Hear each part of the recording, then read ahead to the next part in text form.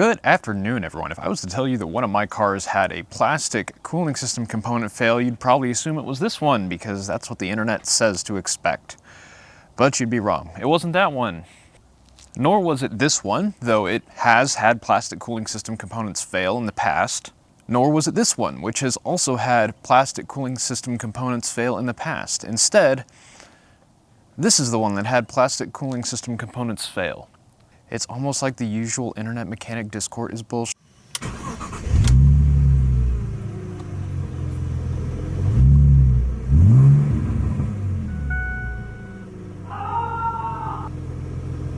Well, tomorrow the season finale of football is happening, and so I thought I would pregame by fixing my broken truck. I have no idea what those things have to do with each other because I don't really follow football, but I thought I should work in a joke about it anyway. This is my unbreakable 1995 Ford Ranger, and it has broken. It was so excited about the Super Bowl that it pissed itself. Just sitting here doing nothing, and it just dumped coolant out.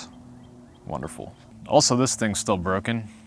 Piece of shit. Fortunately, since this is an American car from the 1990s, it's about as complex as a block of granite, and the problem should be fairly easy to find. In fact, the problem was so easy to find that I'm lying to you right now by pretending that I don't know what it is. I already bought the part for it. Behold, plastic bullshit. Let's see here. Yep,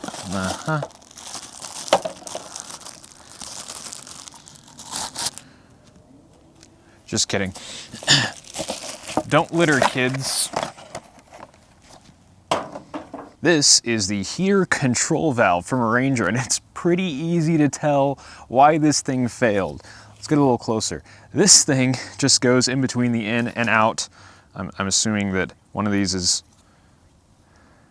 Okay, actually, now that I'm looking at it, how in the hell does this work? Well, there's two lines that go into the heater core, or there's two lines that go to the heater core, one in, one out. So these come from somewhere, and these go to the heater core, and then this goes to a vacuum line, and when you turn the heat on, this lets hot water flow to the heater core.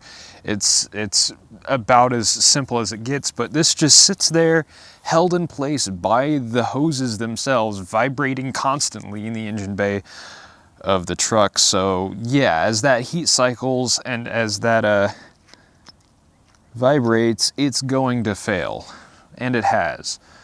But I think I can replace this using nothing more than some pliers, so let's go take a look at what we're dealing with. Let's make a mess. I'm doing this outside the shop because I'd rather not dump coolant all over the floor, because as soon as I'm done with this, I'm pulling that trash back in so that I can work on it. And there is our man of the hour conveniently buried under the intake. So we'll pull a couple hose clamps off here and get this intake tube out of the way. It looks like we've just got some of my least favorite style of tension clamp with a weird little penis keeping you from opening it completely. And yeah, just 4 of those and it's out of there. Wonderful. Could not get any easier than that. So let's get the 2 tools that will be required and get to work. Fun fact, actually, when I was driving this thing back from Oklahoma, I actually discovered that this intake was not hooked up at all. Uh-oh. Does this thing actually have a mass airflow sensor? Not entirely sure it does. So that might not have even been much of an issue.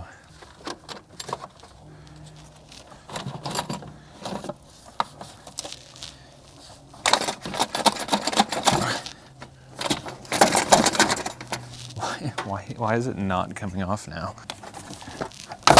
There. Hey, look. It's a heater thingamajig. Let's try that again. Hey, look. It's a heater thingamajig. Now that you can actually see it. The vacuum line. Wow.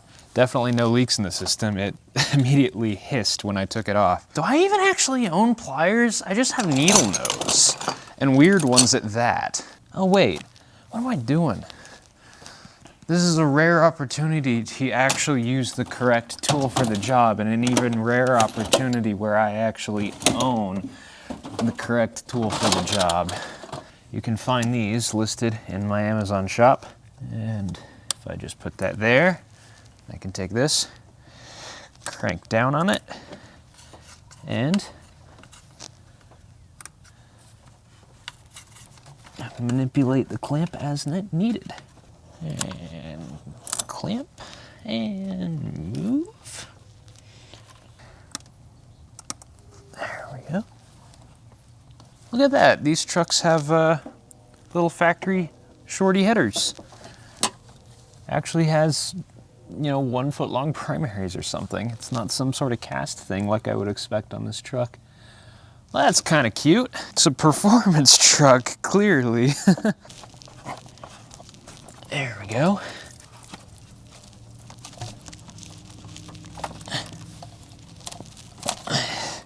Okay, it was installed like this.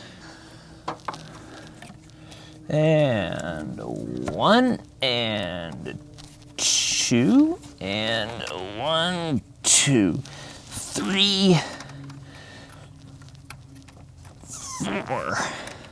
I had a moment of, hey, wait up, and looked back at the video, and not 30 seconds after saying how this went in, I installed it wrong. So let's actually put it in right. Apologies for the somewhat horrendous camera angle. There's not a whole lot of places to set the camera in here, as it turns out.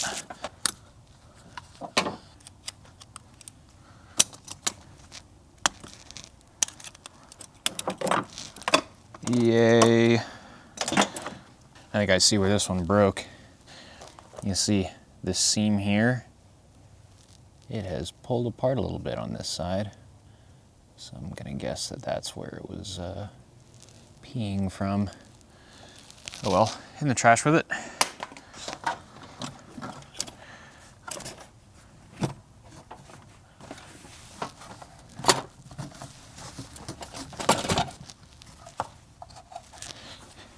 You can do it, I believe in you.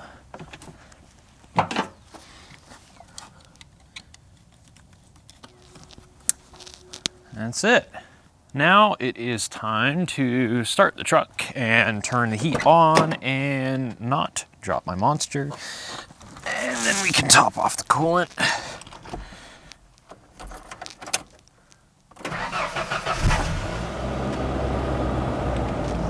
There we go. All of the heat.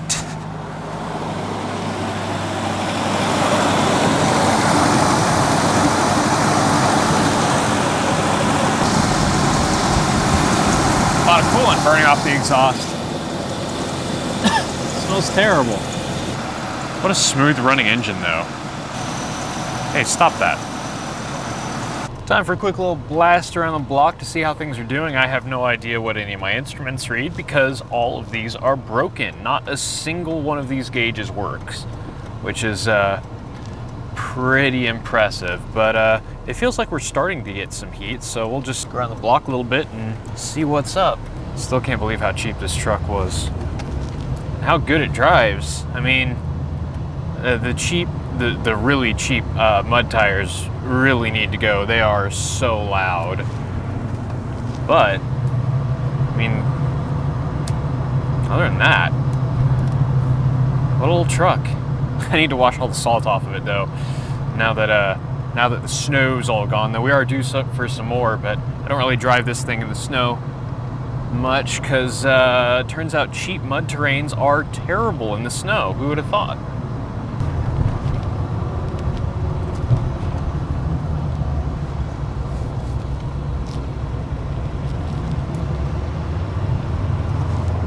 Oh, that heat is feeling heat. I think that's a successful repair in the books for the Ranger. Just in time for the superb owl. So if that's what you're into, I hope you have a good one. And thank you all for watching.